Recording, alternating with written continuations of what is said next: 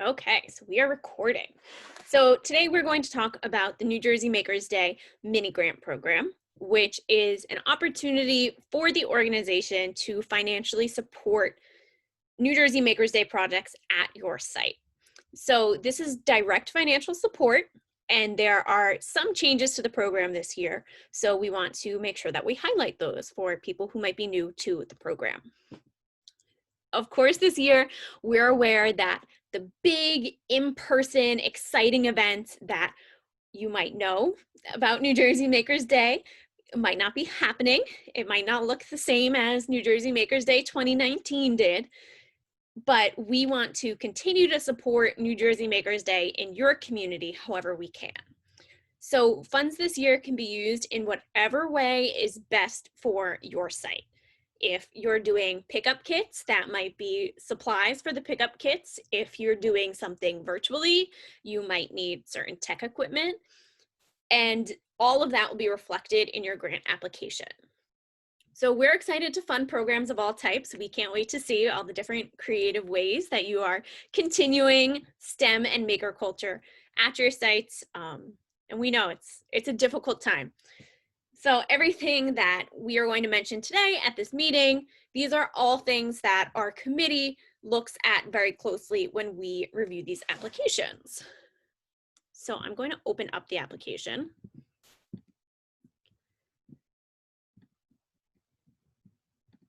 Here we go. So this is on our website, newjerseymakersday.org, mini grants. If you are on the home page, it is also easy to find. You just scroll to the very bottom. It's down here where it says mini grants. Nice and easy. But on this page, the application is in a single PDF file. So there are 4 different application components, but they are all in this one file to try to make it as easy as possible for you. So this is just some information about the grant program. I want to make sure you read that over before submitting. Important to note this year is that grant amounts awarded will not exceed $500. So you can ask for more. Your overall project, you might have a larger budget, but we will not be awarding grants exceeding $500. So the first part of the application is just the cover page. This is some very basic information about your site and the amount of funding you're requesting. It also has to be signed. That's important. If it is not signed, it's not complete. We have to chase people for their signatures. So part 2 is kind of really the meat of your application.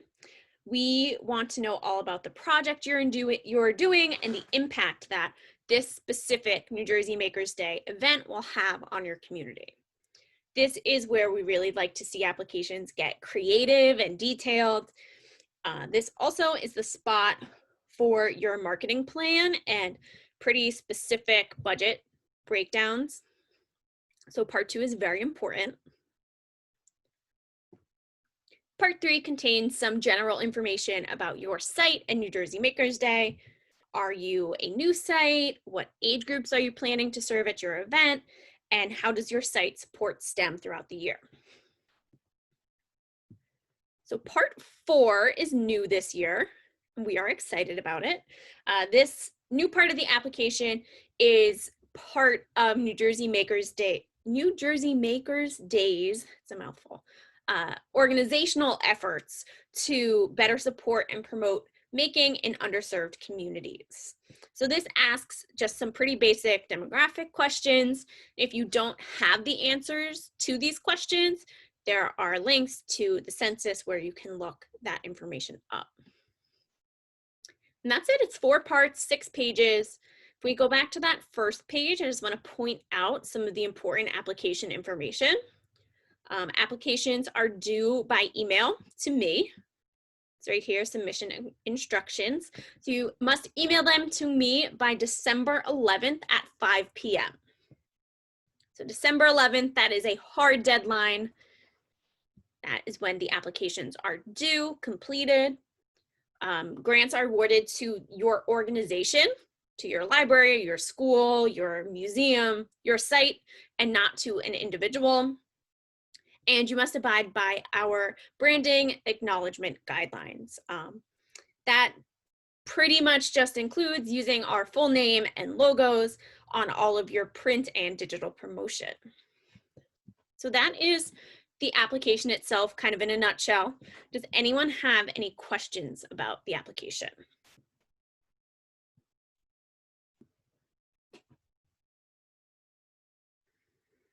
Okay. Hi, Kate. This is Florence from the Tenafly Public Library. Hi. My question is, how much is actually available? Do you have that information to share? From your presentation, which was great, I understand, the maximum to ask is 500. How big would the pot be this year?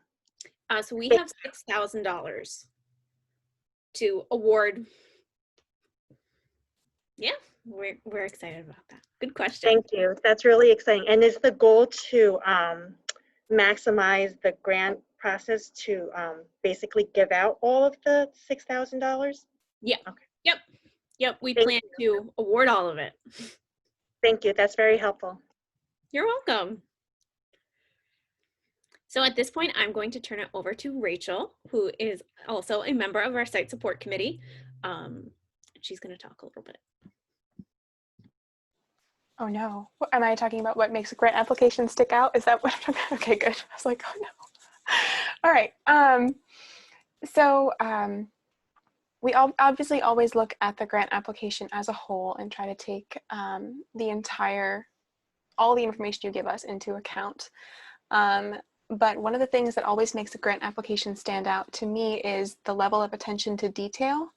If I can tell that the applicant has thought through their plan step by step, knows exactly what the event's going to look like or what the service is going to look like, knows exactly what they need, knows exactly how they're going to prepare, how they're going to market, then I feel confident they're going to use the grant money well. I like to know that they have checked to make sure their plan is realistic and that they can execute it well with the money they're asking for and the time and people they have. And the other thing that I always love to see is a real focus on the community and how the proposed event or service is going to be good for them.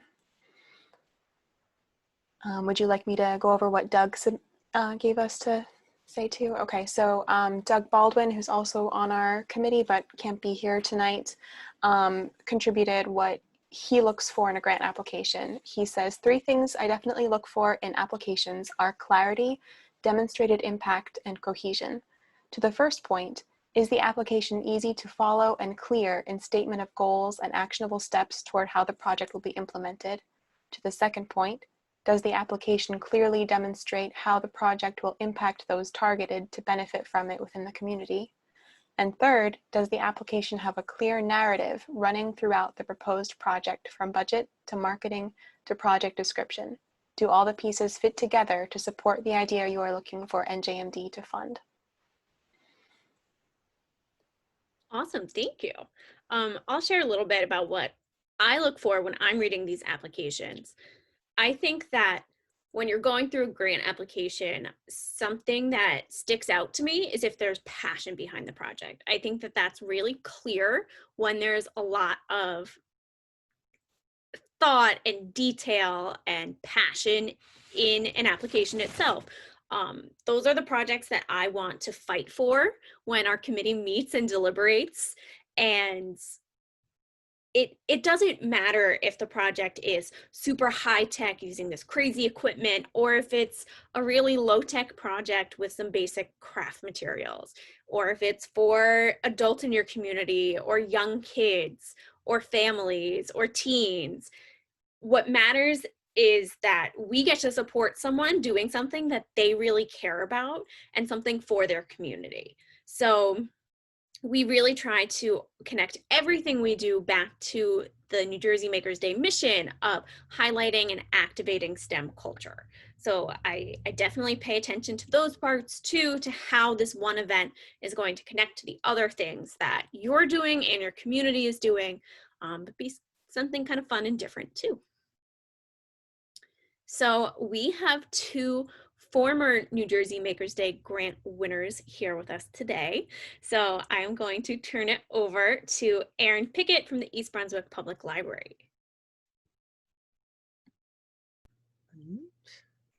Then I'm going to just share my screen real quick. There we go. Share. Excellent. All right. Hi, everybody. Let me get this into present mode. Fantastic. So does this look good for everybody on your screens? Good. Okay, excellent. Thanks so much, Caitlin and Rachel. I appreciate, and for the rest of the New Jersey Makers Day team, I appreciate all the work you do all year round to make this to be such a great event, and for putting this together tonight. So I'm the head of youth services at the East Brunswick Public Library, and we are one of the, I guess, inaugural participants in Makers Day back into that when it started back in 2014. We've really seen it grow since that first year, where I think we had about 10 programs, like 150 participants in 2019.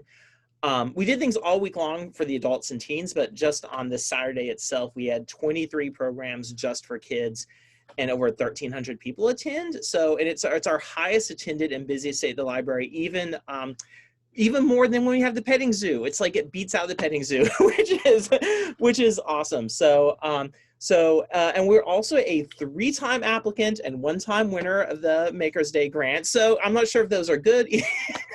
I can at least tell you what, maybe what was good for the one grant we won, which we wrote in 2018 for the 2019 Makers Day. So the last, big Makers Day we had. So it was about sewing.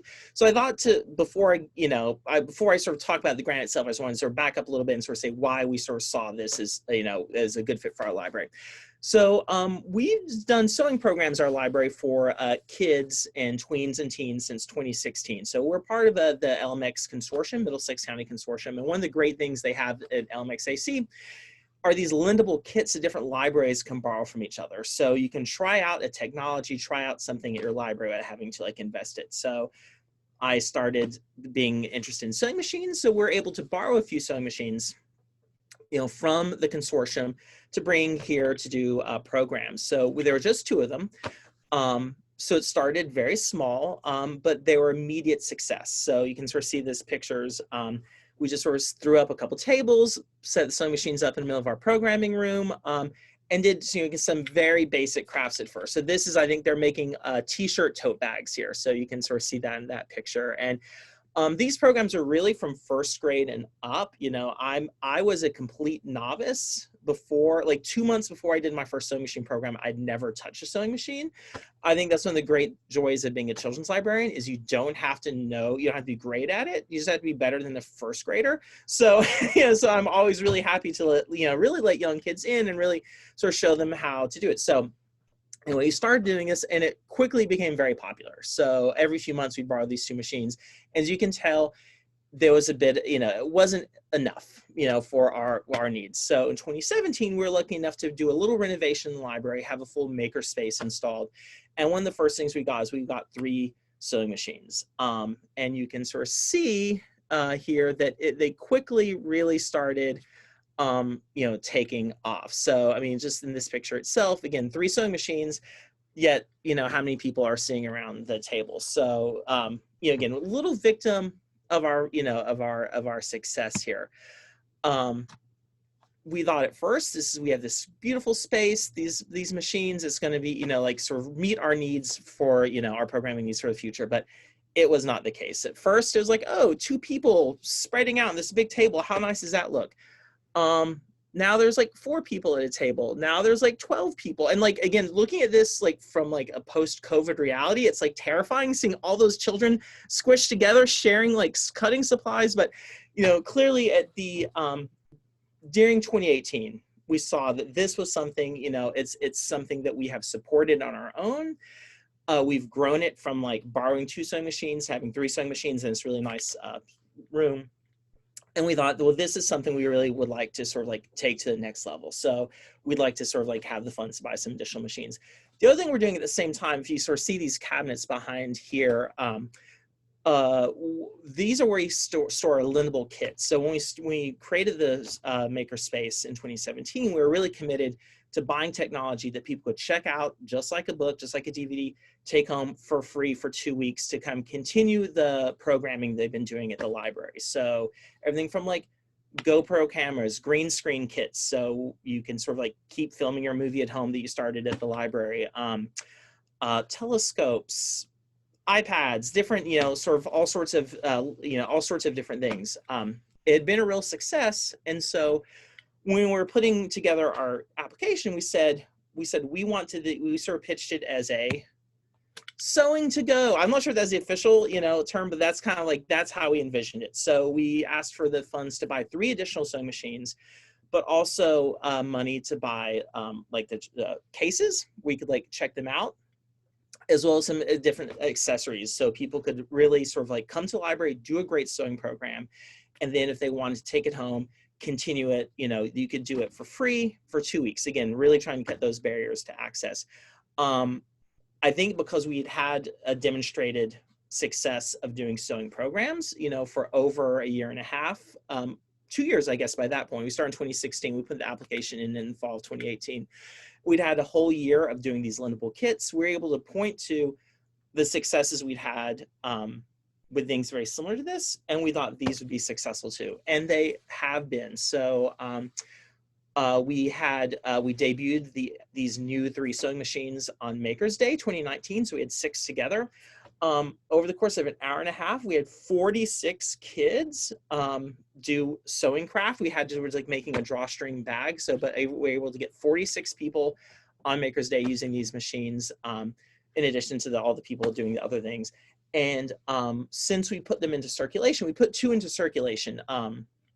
We decided to keep 4 in the library and put 2 in circulation. And since from May 2019 to February 2020, right before the pandemic, I'm surprised when I was looking at that this morning. I thought they haven't even been going out an entire year. They have not. They've probably only had about 10 months of circulation. We've had over 40 circulations between these 2 sewing machines together. When you think it's a 2-week circulation period, they're pretty much constantly being out. So that was what we did. And what have we done with it since? All sorts of things. Again, pillowcases, drawstring bags, cute little furry critters. We've been able to have groups like the Girl Scouts come in and sort of use our space and use our sewing machines for sort of like community projects like that. We have families learning to sew together. A lot of times the parents don't know how to sew, and there's sometimes we actually have sewing classes in our middle school, and so sometimes we've actually seen like middle schoolers coming to do our programs, like teaching their parents how to do that, so which is great.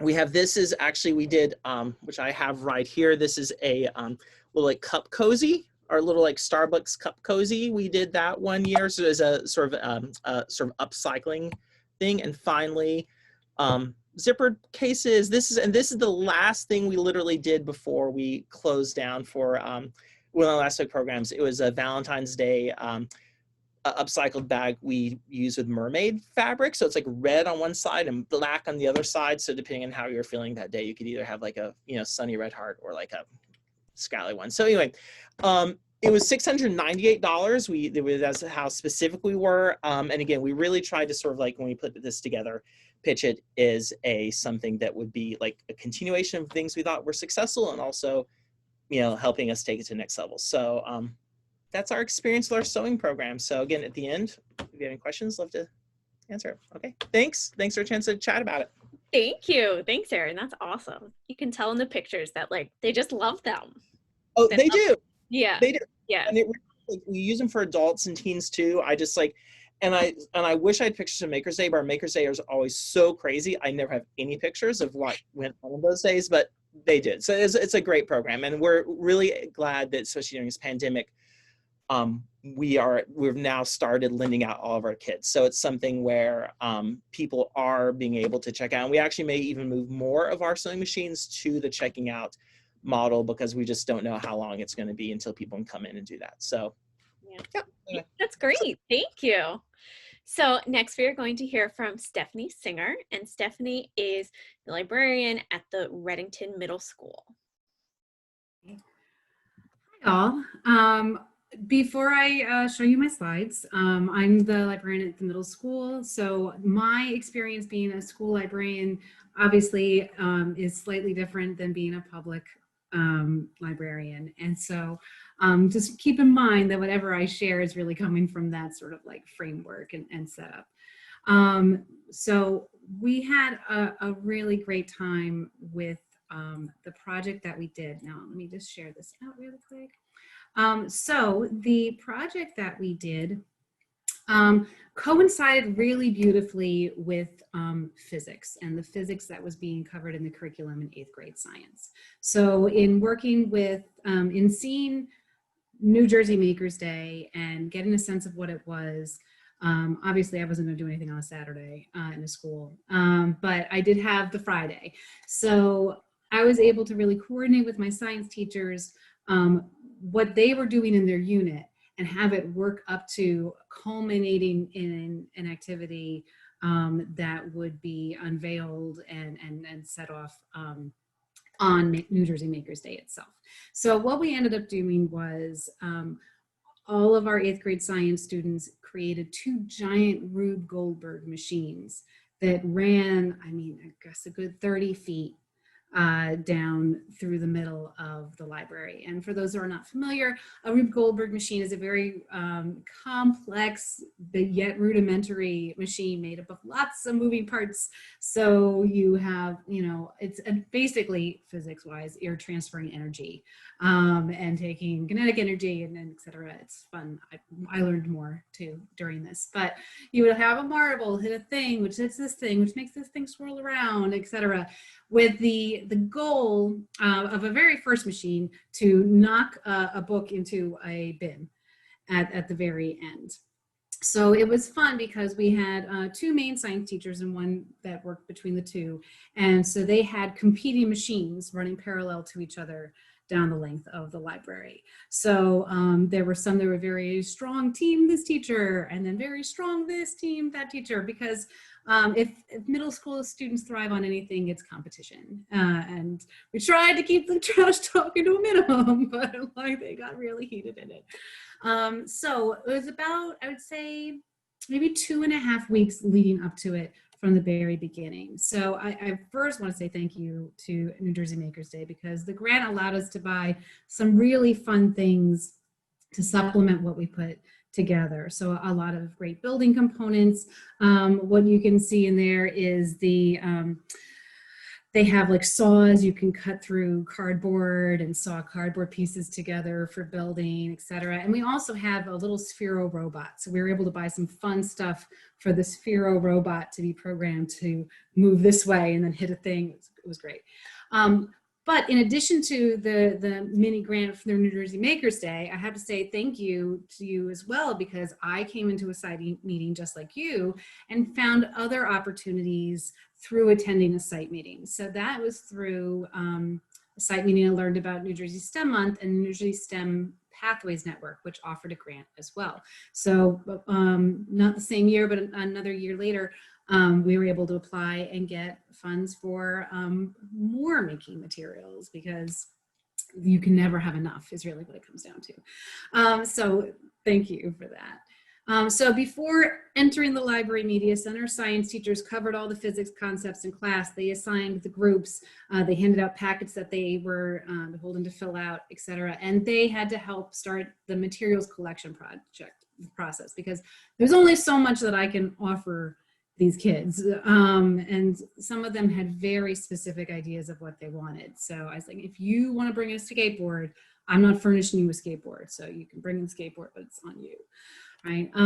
So we would say you can have, you know, pulleys, you can do this, you can do that. These are the kinds of things you can bring in, making it very clear that if you really care about something, maybe don't bring it in, or label it appropriately. We did have one remote control car that had to live in my office in between building times, but ultimately we had this blank canvas. The tops, we cleaned off the tops of the lower bookcases, labeled them so that each group had a set amount of space to work in. And I think the beauty of the thing, one, in being a longer term project, but also This is a level of collaboration you don't often see with middle school students. One, within their team themselves, but also each component of this machine had to work in collaboration with the component before and after it. So you had, and sometimes in periods that weren't meeting at the same time. So there was a lot of cooperation that had to happen, and collaboration, and that was really lovely to see. So heard a lot of great feedback from the kids. I heard, this is so stressful. Yeah, because building stuff's stressful, and that's okay. I also heard, no, think about it. So I actually had a middle school student chastise another middle school student because they weren't thinking something through enough, which was fabulous. Potential energy, blah, blah, blah. And yay, something actually worked for once. And this was, I think, also one of the big things that I drove home. And I did this at this scale for 3 years. And every single year, I really tried to drive home the point. And I open up with, I hope you fail. I hope you fail a lot. But I hope that with every failure, you think about it and you get to the place where you succeed. So for the amount of frustration they would experience, like something working was brilliant for them. And then wait, there's no air horn. You love the ideas, but then you have to sort of, you know, temper them with, no, you don't get to use an air horn because that will cause people to panic. And then this is my favorite. I poured my blood, sweat, tears, and other bodily fluids into this project because it's middle school and that's how they talk. All right. The best thing to emerge from this is definitely their personalities. We said once you get your component up and running and working, you can go crazy and make it your own, because we would give out awards. Because if they thrive on competition, they also thrive on winning awards. So we would get which element or component was most original, loudest, hence asking about an air horn. Visually appealing, most techie. One had their cell phone on top of a ramp and something had to tap it, and then the cell phone would be called and it would vibrate down off the ramp until it hit something else. They were very clever.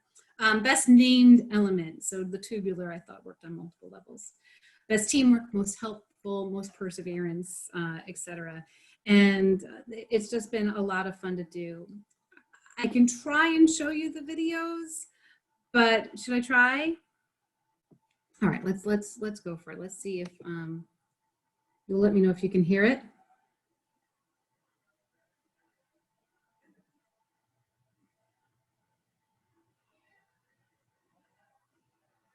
I think maybe you needed to pick that option to share the audio at the beginning Oh, of okay. sharing. Oop. Okay. Oops, I'm sorry. 1 second. Let me go back to sharing the audio here. I have, you are screen sharing. Oop. Ah, yes, share computer sound. Sorry about that. Okay. All right, so let's try that again. Here we go.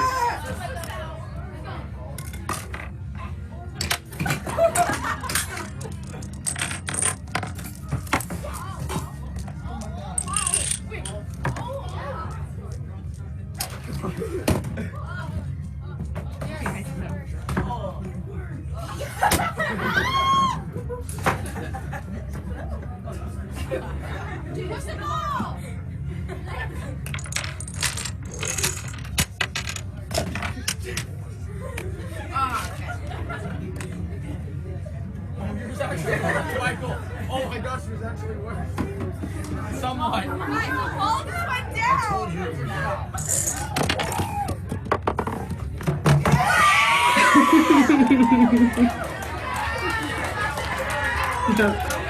There you go. So it was a lot of fun. Ultimately, the winning teachers machine had the fewest number of resets, because I told them, guys, it is completely unrealistic that this entire thing is going to work seamlessly. I mean, with the amount of time you have to work on it, it's just not going to happen. So the winning team had the least number of resets, as we call them, like people who had to like tap a thing or do this in order to keep it going. So I think what was wonderful about it is that we did get so many kids to participate because they had to for a grade. So it worked out really well, and it was really, I thought, special also to be able to share with students, listen, you're doing this thing, and when we set this off, when we have our guest judges come in, when we have all this happen, when we record this video, when we post it, you're taking part in an activity and a day that is being shared statewide. So this is not a one thing happening here. This is part of a much grander scheme, if you will, across the state. So you can take great pride in that you're being part of New Jersey Makers Day. Whether you're a maker and think of yourself as one or not, you're part of this big thing. And so that was really sort of fun to share as well. So That's awesome. Thank you. This is one of my favorite projects that we funded. I just like, I get so excited watching the videos. I love it. Does anyone have any questions for either Erin or Stephanie about their projects, their experiences, the grant? Yeah. I do. It's actually a question for either Aaron or, I'm sorry, I only see the last name, Singer. Just how, as far as timing, how did you guys, from experience, plan out the timing, like with half your heart, on the grant, and then, as far as budgeting, from experience, is there a lesson learned where in your mind, of course, your project is going to win, but then how do you kind of balance that with the reality? Maybe you won't get that, let's say this year, $500. Thank you so much. So okay, so for the timing, I have to say they really, as far as I can consider, like they have a really fast turnaround time on these grants, which is really great. I remember it being mid-January that we heard back something. So for us, it was early enough. We kind of had contingencies built in. It was like we could either use this money that we'd like to use for other things to do this if we don't get funded, or we're going to do a slightly scaled down version of this, or we can replace it. So for us, we didn't, go into it asking for something that we had to have and had no other source of funding otherwise for it. I think maybe it's easier too with this, the year we were doing was $1,000. Hopefully the $500 grant, it'd be something that'd be great to get, but maybe not. As far as timing, as far as thinking about it, I spent 2 hours today, I think, back and forth in emails about this year's, possible grant application. So, I mean, it really is not a long grant application to write, having written many other ones. It is not intimidating. It's the very first grant application that I ever wrote, and it is not difficult. So I definitely say encourage, it's great to kind of get the practice. So so it doesn't take very long. It just needs to be something like what Caitlin was sort of saying. We're really trying to suss out like is something that we are all really excited about, and like, oh, that's a great idea. You kind of know it when you see it. If it's like, maybe, then keep thinking, because that's probably, but hopefully that's responsive to your question, but maybe Stephanie has other stuff to. I would sort of say the same thing. I mean, this was something, once I heard about it, I wanted to do regardless. And especially once I got my science teachers on board, there was no backing out anyway, because it does leave the library a mess. But I would also say, along the same lines as Erin, you have a plan, like maybe multi-tiered, like I can do it at this level without it. I could do it at this level, maybe with some other level of help. I could do it at this level with a full grant. You know what I mean? So that you have the plan A, B, C's, and D's sort of all laid out, and in time of COVID, an E and an F too, because it's just better to have. Good point. I can say from an organizational perspective, we do try to let our grant winners know by mid-January, as Erin said. There was something else I was going to say about that. I lost it. By mid-January, oh yes, and as Stephanie mentioned, we do also let our sites know of some other grant opportunities we're aware of. The New Jersey STEM Pathways has STEM Month in March as well. So they do a grants program, and we will always share the information about that too, because that's a really great program.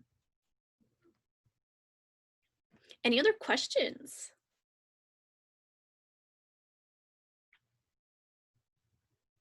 Okay, if not, we have two very quick, very exciting New Jersey Makers Day announcements that are not related to the grants program. So the first is that our first professional development will be next week. It is next Wednesday, and I'm going to put the link for registering for that. So we are partnering with the New Jersey Association of School Librarians to do lightning talks about making in uncertain times. And yes, we're very excited. We love the school librarians. But this is, you know, it's relevant for public librarians too, and our speakers. So I will put, that is the registration form, and let me show you the schedule for the day. Once I get it up. But our speakers are from all different kinds of maker worlds. So it is definitely not exclusive to school librarians. You'll see we have people talking about fort building. I'm really excited about that, and engineering and gender in maker culture. So I think that this is going to be a really exciting professional development. We still have space, so definitely register, don't wait. Space is filling up for sure. But it will be via Zoom next Wednesday from 4 to 5:30. So we are very excited about that. One last announcement that is exciting because it's another way to earn money for your site. So we are launching a new opportunity, the New Jersey Makers Day 2021 Incubator Sweepstakes. So this is, like I said, another way for us to financially support a site with a large grand prize. We will award one site $1,000 in an e-gift card to a STEM or maker vendor of your choice, of the winning site's choice. So you can earn entries for this sweepstakes by engaging with the New Jersey Makers Day Network. So you have all earned an entry for attending the site meeting today. Yay! So by doing things like attending these meetings, attending professional development, tagging us on social media, submitting videos to our virtual STEM showcase, you can earn entries for your site. And then we will do a random drawing, and we will select a site to win that grand prize. So we are very excited about that one. Any questions about that can go to Doug Baldwin, and I will put the link to the Google form for the sweepstakes in the chat and Doug's email in the chat. So this form, the Google form, you just fill that out. You could fill it out after today's meeting, like after each time you complete a task, or you could fill it out all at once. And, you know, next week you can go on and you can say, I was at the site meeting and I was at the professional development, and then you have 2 entries. So we are very excited to give that away to a site. Any questions about that?